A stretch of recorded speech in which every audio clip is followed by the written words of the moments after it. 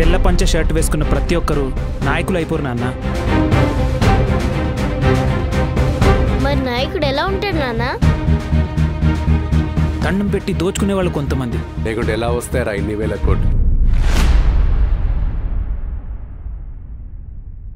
మన బతుకులు మారవు గాని మార్చరు గాని. ప్రజలకు ఉచిత పథకాల మీద ఉన్న ఇంట్రెస్ట్ రాష్ట్ర డెవలప్మెంట్ మీద లేదురా. కొత్త కంపెనీలు వస్తే తప్ప మాలాంటి వాళ్ళ బతుకులు మారవు బ్రో.